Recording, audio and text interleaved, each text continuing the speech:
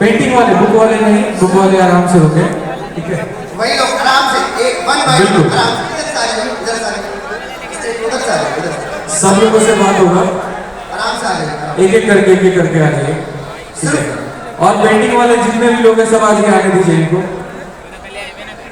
बहुत बढ़िया, खुद बनाया है, क्या नाम है? रंजीत कुमार, पटना सिटी, पटना सिटी से। तो कैसे ऑनलाइन पढ़ाई करते हैं? ऑनलाइन पढ़ाई करते हैं? Yes sir.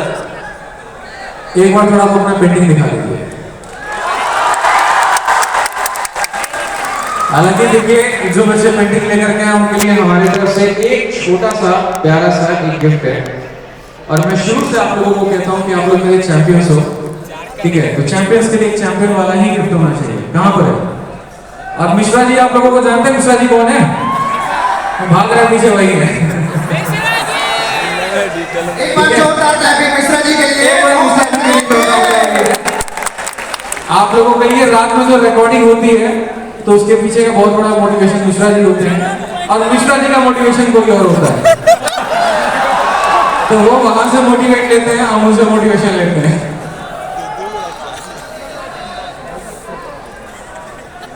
हाँ बिल्कुल, एक छोटा सा, अच्छा आप लोग भी लाए, बस 2 मिनट में देंगे। कहाँ गए मिश्रा जी? लाइए दीजिए। एक हमारी तरफ से प्यारा सा है, थोड़ा आप लोग साइड में उतरिए, बच्चे देख रहे हैं। और मैं आप लोगों को एक ही बात कहता हूं कि देखो, आप लोग मेरे चैंपियंस हो, मैंने दिल से माना है, और इसलिए हमेशा एक बात कहा है कि सिलेक्टेड है, सिलेक्शन दिलाएंगे, सिलेक्टेड है, सिलेक्शन दिलाएंगे, सिलेक्टेड है, सिलेक्शन दिलाएंगे, इंस्पेक्टर है, इंस्पेक्टर बनाएंगे, ठीक है? तो इसके पीछे एक प्यारा सा देखो, आगे तो हमारा रंगस ग्रुप परिवार का निशान है। और इस लोगों को बनाने के पहले बहुत सोचा था हमने कि नाम ऐसा रखे जिससे बच्चे को उसकी महत्व समझ में, और इसीलिए नाम गुरुकुल रखा। इस लोगों में देखोगे आप, पेड़ है, पेड़ के नीचे गुरु है, और गुरु बच्चे को शिक्षा दे रहा है। यही हमारे रंगस गुरुकुल का कंसेप्ट है, ठीक है? और पीछे आप टी-शर्ट पे देख सकते हैं क्या है, तो जब माना है तो चैंपियन बनाएंगे ना। तो ये आप लोगों के लिए प्यारा सा छोटा सा हमारी तरफ से, जरूर पहनिए, ठीक है? हाँ, सब लोगों के लिए है ना, बताएंगे, अभी वेट तो करो, खोल के दिखाइए। ये बीच में आ जाइए आप लोग, थोड़ा थोड़ा आप लोग स्पेस बनाते रहिए ताकि बच्चे देखते रहेंगे, एकदम से सामने मत आ जाइए। बहुत अच्छा लगता है देख करके। कभी एक वक्त होता था हम भी अपने गुरु को ऐसे ही गिफ्ट देते रहा करते थे, और आज ही आप लोगों का प्यार पा करके इस बुद्ध की धरती से मैं बहुत कुछ ज्ञान लेकर के आ जाऊंगा।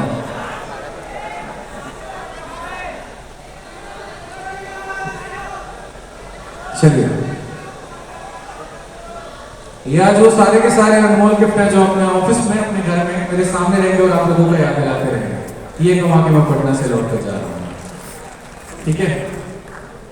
आज आप लोग भी आ जाइए।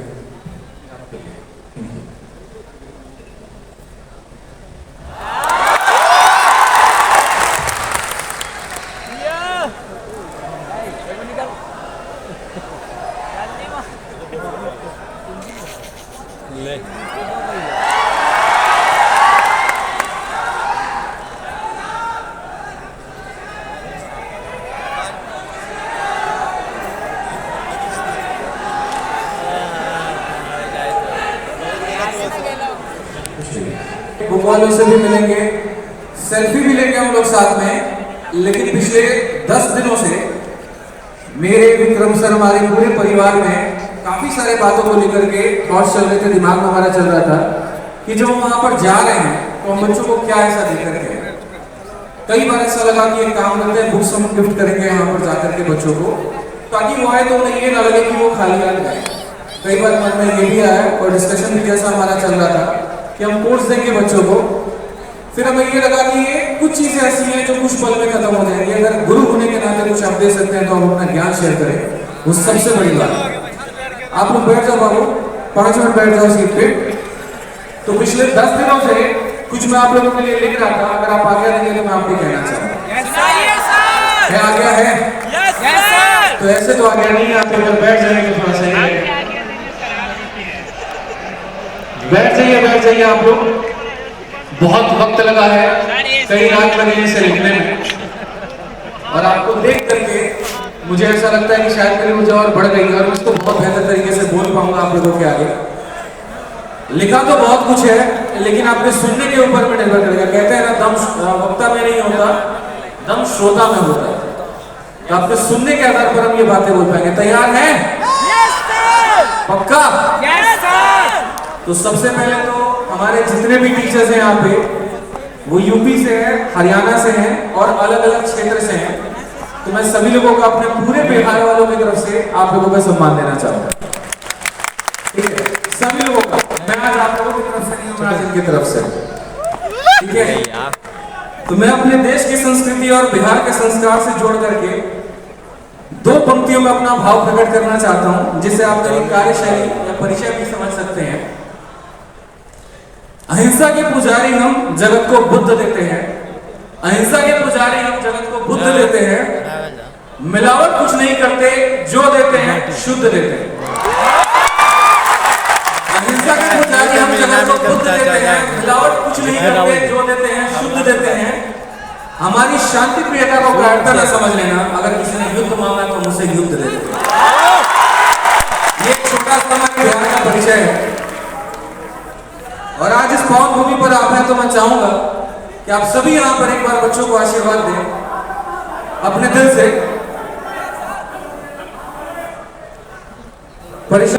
जहां अनगिनत महापुरुषों ने जन्म लिया, पर पधारे सभी सम्मानित जनों का मैं स्वागत करता हूं, एवं बिहार के कोने कोने आए साथियों का इस हॉल में मैं अभिनंदन करता हूं। बिहार क्या है, अगर मैं इसे बताने पर आ जाऊं तो शायद ये शाम भी कम पड़ जाए, लेकिन चंद पंक्तियों में मैंने बिहार की थोड़ी सी व्याख्या की है और मुझे लगता है कि आप सभी को बहुत पसंद आएगा और सभी को बहुत अच्छा लगेगा। तो सबसे पहले बिहार की एक लाइन है, कुछ छोटी सी कविता के माध्यम से हमने सुना था, बड़ा प्यारा लगा ये, और मैं आपके समक्ष रखता हूं कि चाणक्य की नीति हूं मैं, आर्यभट्ट का आविष्कार हूं। चाणक्य की नीति हूं, आर्यभट्ट का आविष्कार हूं, महावीर की तपस्या हूं, बुद्ध का अवतार हूं, अजी हां बिहार हूं। सीता की जन्मभूमि, विद्यापति का सागर हूं मैं, जनक की नगरी हूं, मां गंगा का श्रृंगार हूं मैं, अजी हां बिहार हूं।